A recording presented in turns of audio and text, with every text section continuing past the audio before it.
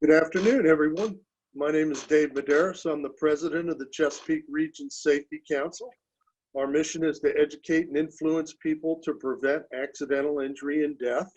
I want to welcome you all to our continuing series of informational webinars. Today, our program is going to be on distracted driving, okay? And we have a wonderful presenter, Jenny Weaver.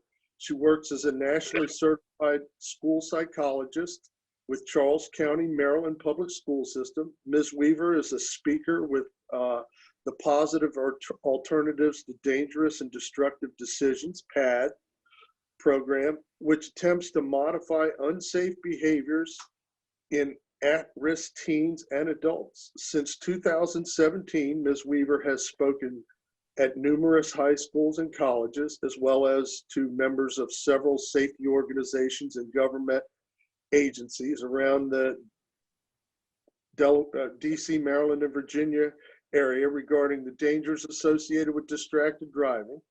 In addition, Ms. Weaver has presented locally and nationally for organizations such as the Advocates for Highway and Auto Safety, Safety's release of 2020 Roadmap of Safety Highway Safety Laws. Okay, one thing I wanted to touch base on you with, pay attention to our series as they keep popping up.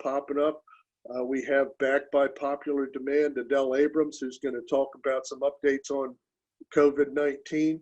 I know the times of these will vary around a little bit, but please pay attention and participate. We'd love to have you, and guess what? They're free. So without further ado, I'm going to turn it over to Jenny. Jenny, go ahead and take it. Thank you so much, Mr. Medeiros. Again, my name is Jenny Weaver, and I would personally like to extend my most sincere thanks to the Chesapeake Region Safety Council for inviting me back to give another presentation on the dangers of distracted driving. This is a topic that is especially meaningful to me, which we will get to in a moment, but it truly is a privilege to be here today. I hope my presentation will give you food for thought and that you will make good, sound decisions when you are next on the road. So as Mr. Medeiros mentioned, my background is as a school psychologist. I am very interested in the brain, obviously. So in starting with my presentation, I'm going to share with you a slide that is brain-based. And it is in regard to why cell phone use is so dangerous. And there's a really simple reason for it. The NHTSA has identified 3 different types of driver distractions. The first one is very obvious, the visual distractions. An example of that is when you check your GPS while driving. You're obviously taking your eyes off the road at that point, and that poses a risk to you and to those around you. The other distraction that's associated with cell phone use are manual distractions, using of your hands while you're driving. An example of that would be reaching for a drink, perhaps getting into your glove box where I keep all my napkins as an example when I spill something. That is another type of distraction. Another type of distraction that we all experience are cognitive distractions. When we're thinking while we're driving and it distracts us from our focus on the road. Perfect example of this, which I'm sure every single person has experienced, is you kind of get into the zone while you're driving down a highway, and perhaps you kind of lose yourself for a moment and then you realize you just passed your exit. That is a cognitive distraction. What makes cell phone use while driving so incredibly dangerous is that it involves all 3 types of distractions at once. Our brains are simply not designed to multitask. When people say they're good multitaskers, they're lying to you. It is a researched fact that our brains can only handle 1 task at a time. When we try to do multiple tasks at once, yes, we're giving attention to both tasks, but our brains are focusing on 1 task much more than it's focusing on the other. So if you are looking at your phone while driving, you are not giving the same level of attention to the road in front of you, and that poses a huge danger. So let's move on from there and just talk about some statistics that show just how prevalent this problem is in our country at this point in time. So I'm looking at some data from back in 2018. And there's a very high percentage of car crashes that are due to distracted driving. In fact, it is 80% of crashes. Those are your minor fender benders as well as your major crashes that we see from time to time. In addition, it's the second leading cause of distracted driving, cell phone use. In 2015, that percentage equated to 14% of distraction-related deaths on the road. Very, very scary statistic. In 2015, the number of people that were injured in distracted driving related crashes was 391,000. That equates to about 1,071 injuries per day. And when we take a look at the number of traffic deaths due to distracted driving, that number is 3,477 in 2015, or on average 9 per day. And I think it's pretty clear that that number is going to be increasing as cell phone use becomes more prevalent and more distractions are put into our vehicles, which we'll talk about in a little bit. So there are certain behaviors that when we engage in them, increases our risk of causing a crash exponentially. So let's talk about some of those behaviors. When you are talking on the phone, your risk of causing a crash increases 2.2 times. And I want to be very clear to everyone watching, that does not just mean handheld cell phone use. That also is referring to hands-free talking on the phone while driving.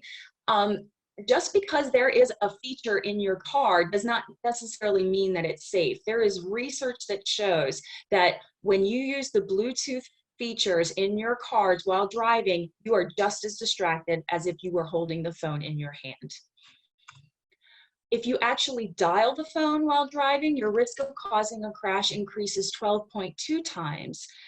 And scariest of all, if you are texting and driving, your risk of a crash increases 23 times. Very, very scary. This is a statistic that I hope you'll walk away with. There's a very limited amount of time that you can look away from the road safely. In fact, it's only 2 seconds. But the average amount of time that it takes to send a text message is more than double that at 5 seconds. If you happen to be traveling 55 miles per hour, in that 5 seconds, you will have traveled the length of a football field. That's like driving that far with a blindfold on. So much could happen in those 5 seconds. And I've learned from giving presentations as a school psychologist that sharing of statistics is great. It paints a really good picture. And as a psychologist, I use statistics in my job on a regular basis, and it does interest me. But what I've learned is that people don't remember numbers. They remember stories.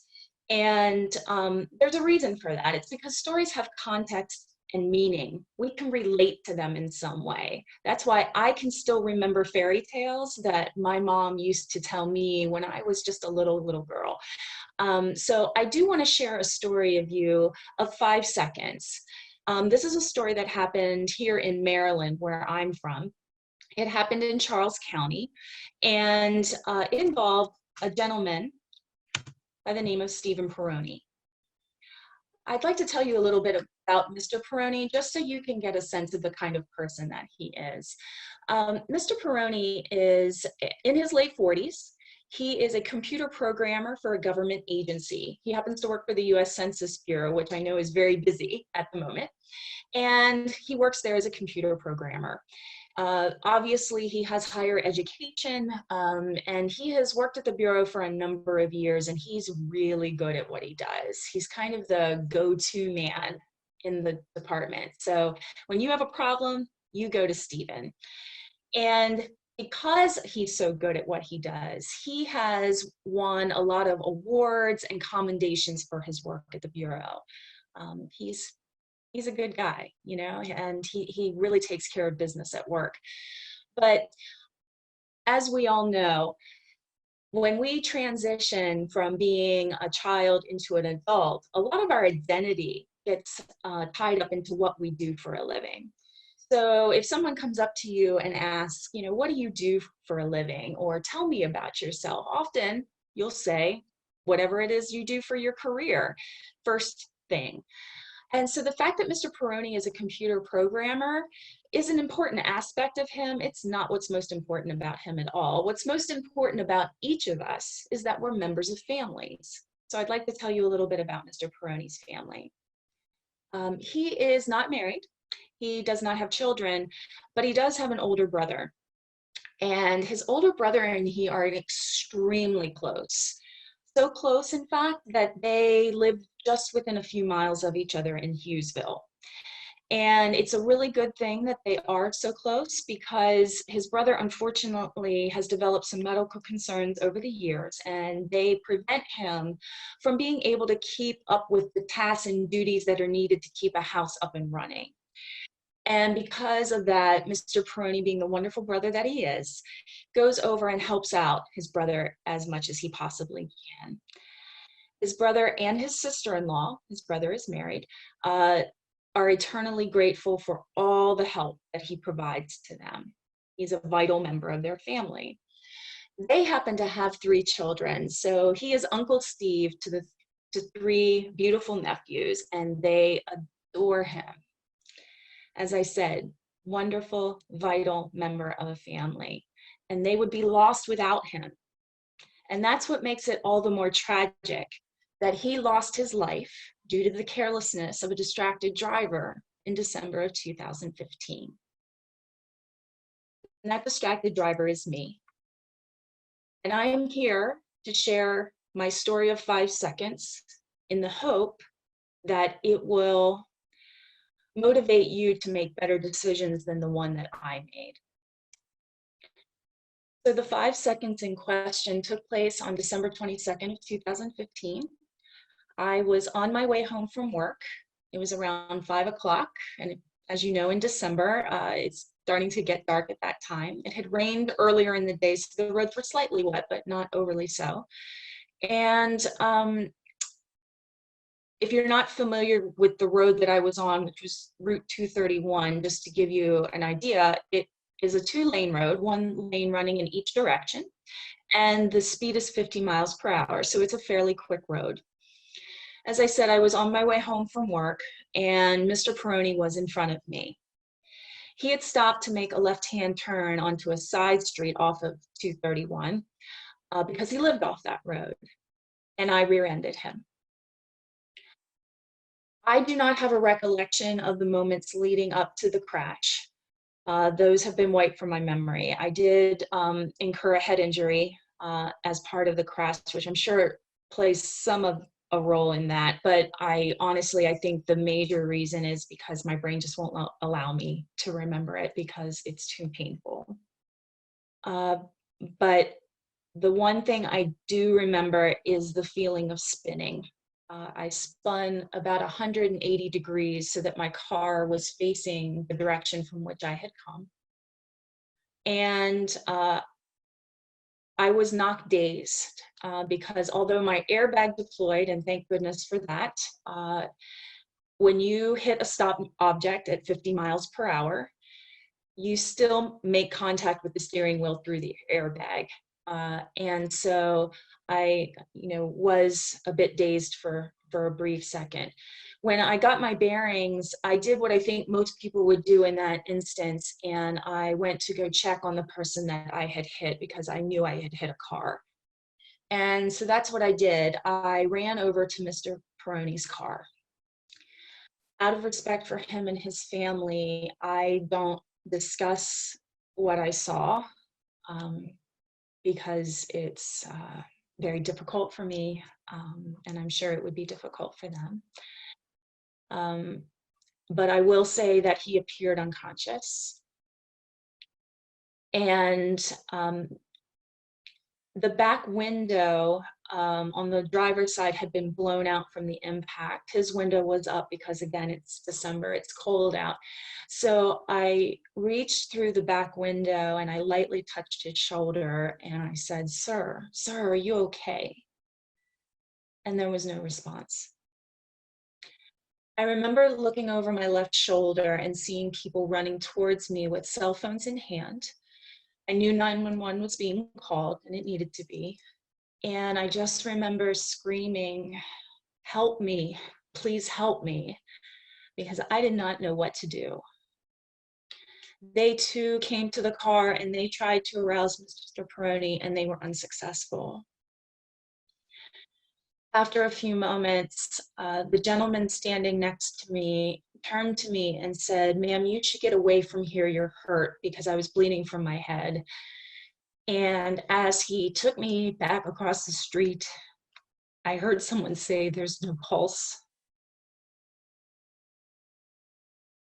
I apologize, I haven't presented in about 2 months, so the first time is always a little hard. And I must have run to my car because the next thing I remember is having my cell phone in my hand. And I did the only thing that I could think to do. And it's the same thing I've done for as long as I can remember. Whenever I have a huge problem or issue and I don't know what to do, I call my father. He is the most amazing man. He would know what to do. So that's what I did. I called my dad, and that phone call I barely recall. He was asking questions and I couldn't answer, even basic ones like where I was. So I ended up handing my phone off to a gentleman that was standing with me, and he answered those questions for my dad. But the one thing that I do recall very, very vividly is him answering the phone and me saying something that no parent, no matter how old their child is, and at the time of the crash, I was 43, I said to my dad, "Dad, I think I've killed someone." I will never, ever be able to forgive myself for the pain that I know that I inflicted on him at that moment.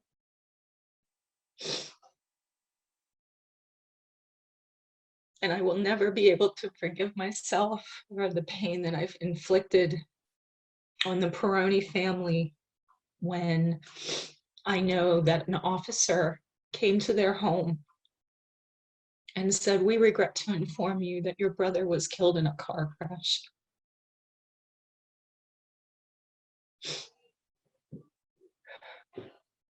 And my apologies. The next thing I recall is being seated on a curb and there just being complete chaos around me. You know, lights and sirens and fire engines and police cars and people everywhere. And it was so overwhelming. All I could do was just put my head in my hands and look down. An EMT came over to check me out, and he wanted me to go to the hospital because I was injured. And I do have a recollection of walking with him to the ambulance and seeing a body on the road with a sheet over it. So I knew for certain that Mr. Peroni had passed. The ride to the ambulance, again, it may have been, you know, a 10 or 15-minute ride. I don't know. But I recall there being another EMT on board with me, and I truly believe he was a guardian angel sent from heaven because he was so nice to me. And I couldn't really fathom why. And I asked him, "Why are you being so kind to me? I've killed someone." And he prayed for me. God bless him. I am forever grateful to him.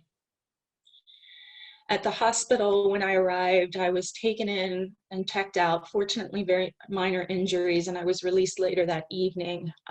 But while I waited for my family to arrive, because my parents lived 2 hours away, I was left in a triage room by myself, and that could have not have been a worse place to be because I was alone with my thoughts.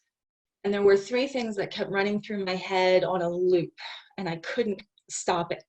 And they were, I've killed someone, his poor family, and selfishly, my life is over. The weird thing about it is that I was so eerily calm. It made no sense to me whatsoever. I remember thinking, am I so callous and unfeeling that this is not bothering me? And the doctor at one point came in to check on me, and I asked him, why am I not crying? And he said, you're in shock. The best way to describe shock is to say it's panicked calm, because my head was going a million miles an hour, but yet it wasn't connecting emotionally. That lasted for about 24 hours. It really wasn't until the next day that my thoughts and emotions finally connected. And when they did, I will tell you, it was the most horrendous feeling I've ever experienced. It was so bad that for a period of about a week, I became deeply suicidal. Fortunately, being a psychologist, I know the signs of suicide, and I knew that I needed help. And I got help. I immediately got medical intervention in the form of medication. And I also eventually sought out therapeutic help. And best decision I could have made, because I'm still here today. And I always talk about this, especially with high school students, because I want them to know that suicide is never the answer, ever, no matter how big the problem is, because you will get through it. I am not the same person that I was before the crash. There is no question of that. But I have the true privilege of being here today, sharing this story and hopefully saving lives, and that is a blessing. In time, a detective eventually came to see me in that triage room, and he read me my Miranda rights, which was a very surreal experience. I've heard them on TV many, many times. You have the right to remain silent. You have the right to an attorney, but never in a million years did I think that they would be read to me. And after he left, my parents eventually arrived. And the look on their faces when they walked into that room is burned into my brain forever. And it is, again, something I will never be able to forgive myself for, because it was a lurk of worry combined with pain and helplessness. And I was responsible for causing them that. If I recall, my parents were the ones that broke the news to me that it wasn't just Mr. Peroni and I involved in the crash, which was what I thought. In fact, what had occurred is that when I hit him with enough force that he was pushed into oncoming traffic, and he was hit by a Ford F-350. I had no idea.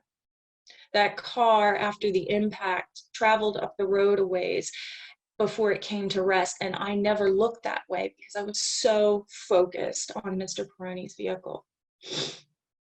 So now I have to process the fact that I have taken a life, that I've devastated a family.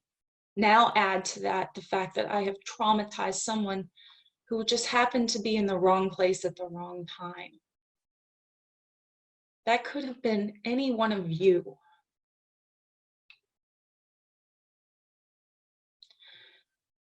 My parents took me home, and the next few days, again, are a blur to me. I was kind of non-functional, and I am so grateful to my family for being there for me. And they fielded all the phone calls that were coming in from the hospital, from police, from insurance companies, from friends and family.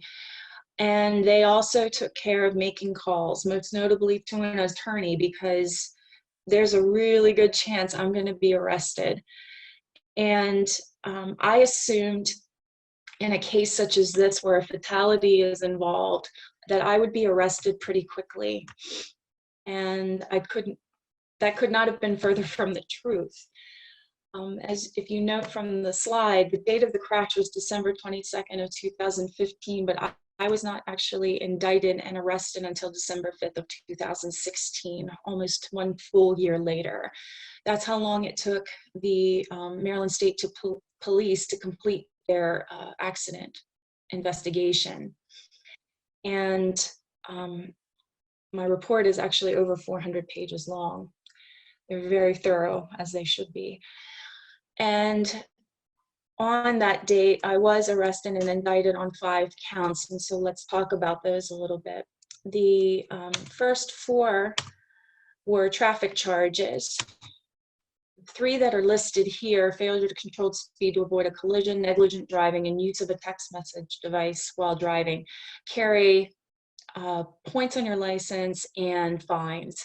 If I was convicted of those charges, I would have paid about $1,000 in fines, and I would have had my license suspended for a minimum of 6 months. But I was also arrested and charged with Jake's Law. This is use of a text messaging device causing an accident resulting in death. To give you some background on this law, in 2011, a 5-year-old boy was in the backseat of his parents' car in Baltimore County, and his parents' car was hit by a young man who was talking on his cell phone. Jake unfortunately died as a result. That gentleman was arrested and went through the legal system, and in the end, he paid a $1,000 fine. That's it, for taking the life of a 5-year-old. Needless to say, Jake's parents were not pleased with that outcome, and they became lobbyists, and they started to lobby in Annapolis for stiffer penalties for people who cause serious bodily injury or death as a result of distracted driving. And in 2014, they were successful in getting Jake's Law passed. This law now carries a misdemeanor. It carries up to a $5,000 fine or both if convicted. I was also criminally charged with criminally negligent vehicular manslaughter.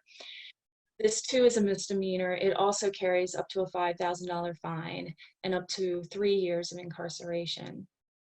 So if convicted on all counts, I would have looked at about $11,000 in fine and up to 3 years in jail, or both. This is my mugshot. It's not one of my finer moments. I was issued a bench warrant, which meant that I had to go before the judge before she would issue bond. Because I was arrested in the afternoon, I could not get on the bond docket for that day, and I had to spend the night in jail, which was, again, a very surreal experience, but we'll talk about jail a little bit more later.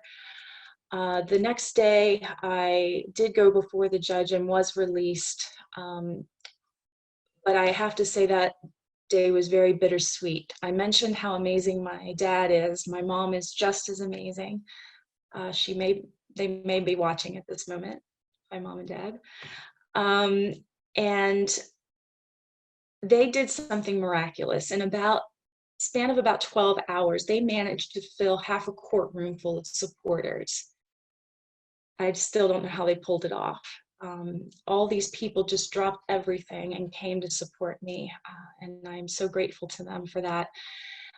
What a sweet moment, but what made it very bitter at the same time is that all these people got to see me in a striped jumpsuit, handcuffs, and leg shackles. Not the image I would ever want them to see of me. For the next 7 months, I worked my way through the legal system. We hear in history classes how you're entitled to a fair and speedy trial. I can tell you there's nothing speedy about our judicial system. However, we did eventually reach an agreement with the state's attorney's office.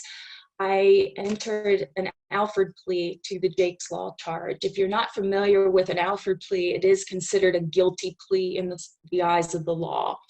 But what it says is that while I'm not admitting guilt, I do recognize that there is enough evidence to convict me. I was willing to plead guilty.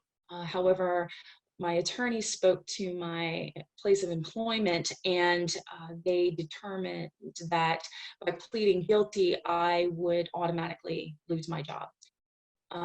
So we entered the Alford plea, A, so that hopefully I would not lose my job, and B, I do not have a recollection of the moments leading up to the crash, so I do not know if I was actually texting and driving. However, there was evidence that suggested that. So we went with the Alford plea. I was very fortunate that the state's attorney and the family was willing to accept that. And as a result, the other charges were dismissed. That meant I was still looking at a $5,000 fine, up to 1 year of incarceration, or both as a result. But I did not have to go to trial. The sentence would be left up to the judge. The following month, on July 12th of 2017, I experienced the second worst day of my life. Not because it was my sentencing day. I had had months to process the fact that I might be going to jail for a period of time, and I was okay with that because I had made a horrendous decision to look down at my phone while I was driving, and it cost a man his life. So if I had to sit in jail for a year, I was at peace with that, because quite frankly, I think that's lenient. But what made this day so difficult is that this was the day that I had to face his family. They were in the courtroom that day, and they were given the opportunity to share testimony about how Mr. Peroni's death had impacted them. His nephew got up and spoke about how much he missed him. His brother was so distraught he couldn't even speak. But his sister-in-law gave probably the most eloquent statement I've ever heard. And at one point, she said, "I'm very angry with you, but I have compassion for you." What an amazing person. And I am so grateful to her for that, because I know the judge took that into consideration when it came time to sentence me. So after hearing all of the testimony, the judge decided to sentence me to 1 year of incarceration with all but 31 days suspended. So I spent a month in jail, again, so incredibly lenient. But there's a misconception with suspended sentences that the other part of the sentence just goes away, and that's not true. It's being held over my head for 3 years while I serve probation. I am still on probation to this day. If I violate my probation at any point, the judge has the right to send me back to jail for a portion or all of the remaining 11 months, which is stressful. So there are certain conditions that I have to meet.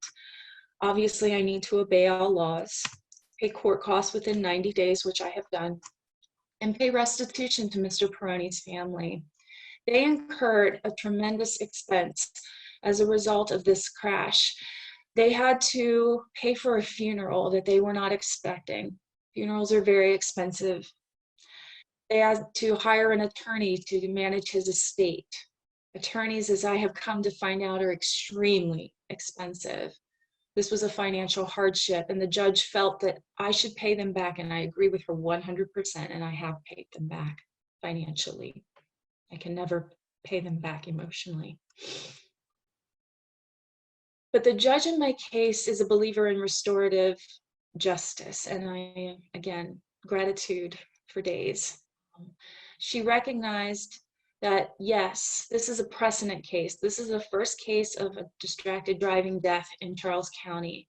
And yes, she could make an example out of me by having me go to jail for a year, but rather she decided to have me complete community service by going to all of the public and private high schools in the county where I live and the county where I work, as well as the 2 campuses of the local community college in those counties, and give distracted driving presentations in the hope that it will prevent future fatalities and injuries from occurring.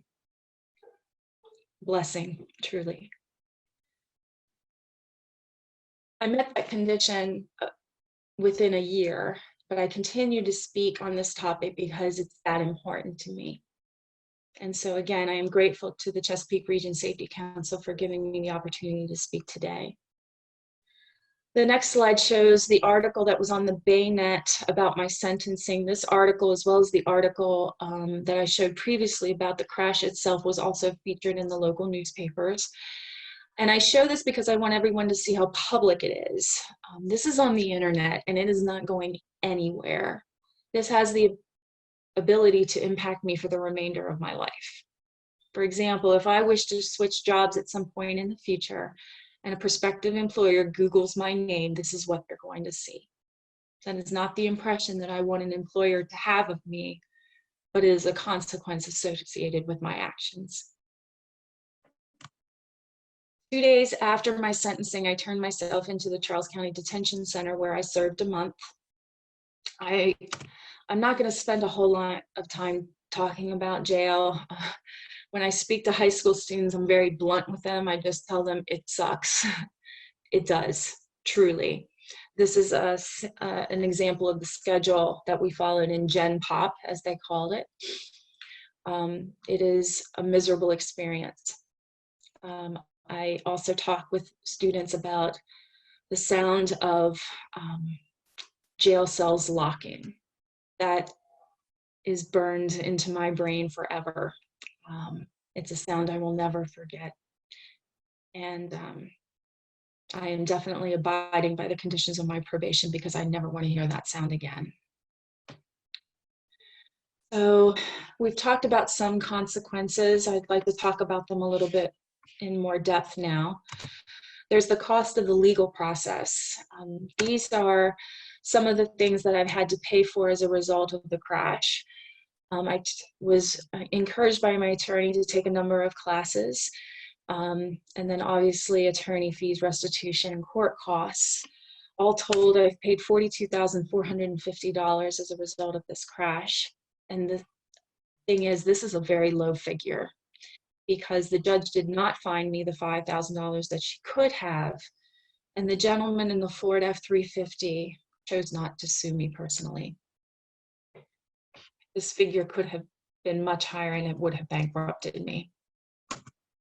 There's the court of public opinion. I showed you the internet articles, and where there are internet articles, there's always places to comment. And these are some of the comments that people made about me.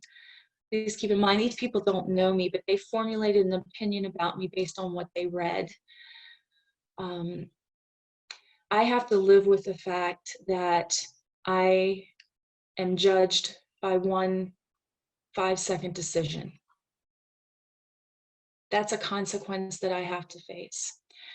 It doesn't matter the good things that I've done leading up to the crash. It doesn't really matter in some people's eyes the good that I'm trying to do post-crash. In some people's eyes, I will forever be the woman that killed a man while texting and driving. I was arrested at work. I mentioned I'm a school psychologist. I was arrested at my elementary school. Fortunately, I had very kind officers who did not arrest me in front of children. I asked them if we could please do it somewhere private so that the little children would not be scared, and they agreed. But I was arrested in front of colleagues, which was incredibly humiliating. I was placed on administrative leave after my arrest. The school system has just a blanket statement that if you have criminal charges pending, you are not allowed to be around children. So that even though the crash had nothing to do with children, I was not allowed to work with them, use my degrees to full effect. There were travel restrictions while going through the legal process. I was not allowed to leave the state of Maryland. And even though my case has now been settled, because I have a criminal record, I cannot travel to certain countries. Canada, for example, will not allow me in at this point. I've spent a month in jail, which we discussed, and I've been diagnosed with post-traumatic stress disorder. There are certain triggers for me. Unfortunately, you got to witness one of them. Remember, I talk about the crash and my parents. I tend to get very triggered. But the most serious consequences are these. I can't emphasize these enough. A loved one was lost.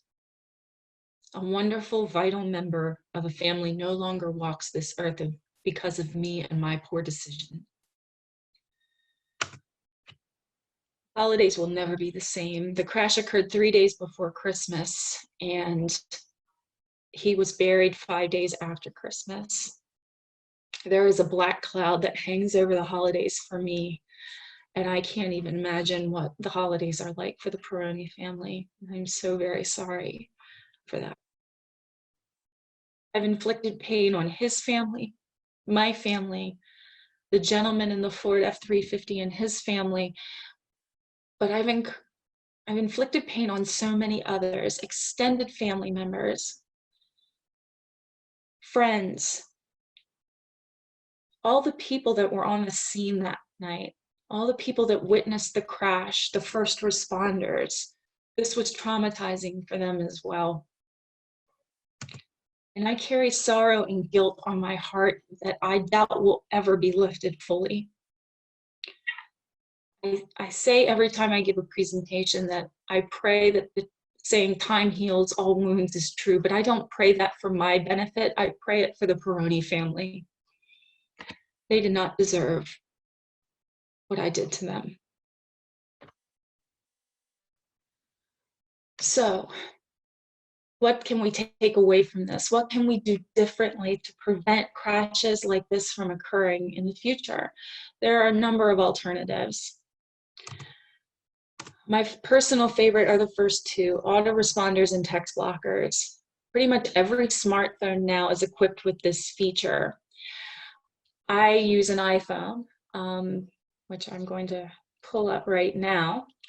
And if you go to settings and then do not disturb and scroll down to the very bottom, there's a place for you to set or activate a do not disturb autoresponder and text blocker. What this does is that if you receive a text while driving, because your phones are amazing, they can actually detect when your car is in motion now. It will block that text from coming in until your car has stopped.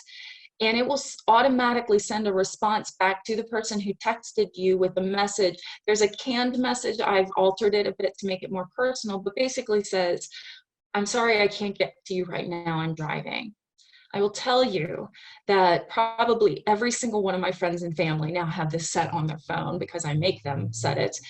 And every time I send a text and I get that auto response back, I always respond back with the emoji of the finger that's pointing up and a heart, because I know that they're being safe. I cannot stress enough how much you should set this. Please, before you leave this webinar today, if you do not have this feature set on your phone, set it, please. Other options, have a designated texter. If you are driving, give your phone to the person that's in the passenger seat. Let them be the one to read text to you. Let them be the ones that text for you. If you are the passenger, insist that the driver gives you their phone and you take over the role of being the designated texter. They are putting your life at risk if you allow them to be on their phone while they're driving.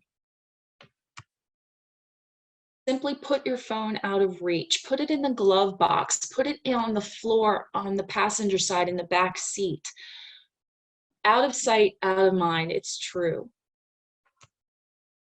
If you must send a text, and sometimes there are emergencies, please pull over. I do not recommend that you pull over, however, on the side of the road, because as we discussed with the statistics, there are a lot of people on the road that are texting and driving, which means they are likely swerving and they may hit you. Please pull over to a safe spot, a parking lot, for example, and send your text from there while your car is not in motion. I cannot stress enough, in the state of Maryland, it is illegal to have your phone in your hand while driving. That includes at red lights and stop lights. You cannot, or stop signs, I'm sorry. You cannot have your phone in your hand while you're in a travel lane. Simple enough. Or simply turn your phone off while driving. It can be done. There is no text so important that is worth the risk of causing a tragedy. I can promise you that. So in summary, I'm here to educate. And again, I thank Judge Burgunier of the Circuit Court of Charles County for giving me the opportunity to become a public speaker. I hope that what I've shared today causes you to think twice. The most important reason, however, that I'm here is to honor the memory of Mr. Peroni. Because if what I said today causes you to never again text and drive, and it prevents even one distracted driving crash from occurring, then his death was not in vain. And that means the world to me, and it means the world to Mr. Peroni's family. I appreciate your time and attention. Again, thank you to the Chesapeake Region Safety Council for this opportunity. I believe we have time for questions at this point. So I'm going to turn it back over to Debbie Jennings. Thank you, Jenny. I've had the privilege of seeing you talk 3 or 4 times with high school students, and then, of course, with some of the other opportunities that we've offered during conferences and programs with the Highway Safety Office. And each time you leave people changed. So I'll go ahead and answer some of the questions that have come in, and if anybody has any others, they can certainly type them into the chat box at this point or into the Q&A at the bottom. Before I start, there is one comment at the bottom I'd like to add in, just so Jenny, you get some feedback directly. It's from Ronald Solomon, and he said, "I just set my phone." So you've already changed one person today. Oh, that just made my day. Thank you. You're welcome. So let's start with the questions. The first one is, it's from Jeff Schaefer, and he says, "This is a powerful presentation. Is this something that could be forwarded to high schools that conduct defensive driving classes? He'd love to send it to his children's high school." I have absolutely no problem with that. I think actually the Chesapeake Region Safety Council has videotaped one of my presentations, and it can be found on YouTube. If you just Google Chesapeake, type in through YouTube Chesapeake Region Safety Council, one of my presentations is there. And it's my understanding that this is being live streamed on Facebook. So Debbie, is this going to also be available through Facebook? Yes, so it'll be available through Facebook, and then also all of the attendees will get an email probably next week with the link for the webinar and the slides. I will say that the YouTube video, it's nice to hear the reaction from the students that are watching it. So that's probably my favorite resource, at least to date. The next question is, there are technologies out there to help detect distracted driving. And what do you think about police using those? I honestly am all for it. I actually just within the last, well, I guess it's probably going on 2 months now, spoke in Annapolis in regard to a bill that would pilot a program that basically is sort of the equivalent of a red light camera, but it would be utilized by officers that basically can detect when a person is distracted behind the wheel. And I testified before the Senate Judicial Committee in Annapolis, and definitely in favor of it. So I am all for it. Again, there is no text, no phone call, anything that is worth the risk of a tragedy. So anything that we can do to stop that, I'm okay with it. Okay. The last question, I think, is what message do you think is most effective with teen drivers regarding texting? Most effective. I believe strongly, because I've spoken at many high schools, and I think, as I said, statistics and all that is great. They don't remember that.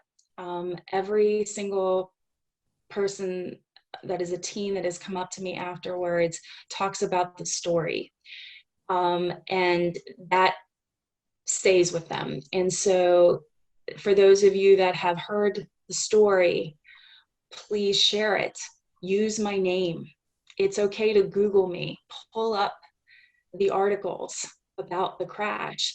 I mean, I always say it's never a pleasure to do these presentations. It's not. But if sharing this story gets the word out about how dangerous it is to be distracted behind the wheel, talk about it. Use my name. Use Mr. Peroni's name. Honor his memory in that way. Okay. And there's one more, at least in the Q&A.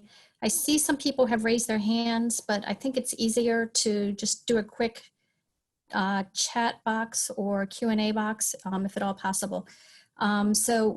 Somebody, actually Ronald Solomon, wants to know whether you will share what your relationship is with the family today. I'm not sure how you feel about answering that. It's okay. My relationship with them is minimal, to be honest. This is something that I've thought a lot about, and I also have to look at it from a legal perspective as well. So I've consulted with my attorneys. They have recommended not reaching out to them just from a legal standpoint, and obviously that's their bend. That's what they're most concerned about. As a psychologist, I worry about reaching out to them because I don't want to trigger them.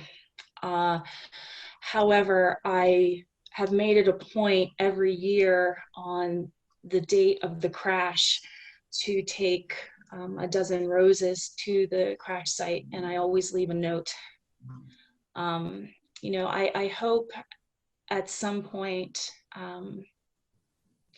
in the future that perhaps they will reach out to me, or I may reach out to them. I'm not sure when that will be, but I hope they know that I think about them every single day, and I pray for them. Thank you, Jenny. It's been, as always, a pleasure working with you, and there's no doubt that the message that you continue to share, which is well beyond what you were asked or directed to do as part of your sentence, is changing lives. And I'm grateful that you're that committed to this and are willing to do it with us. As a wrap up, for all of you that are on today, we are going to continue doing these Wednesday webinars. Most of them will be at 9 o'clock in the morning. Sometimes every now and then we'll do one in the afternoon if it's better for scheduling purposes. So in the coming weeks, we're going to bring back Adele Abrams. She's got some updates following her initial COVID webinar about a month ago on OSHA requirements, COVID in the workplace.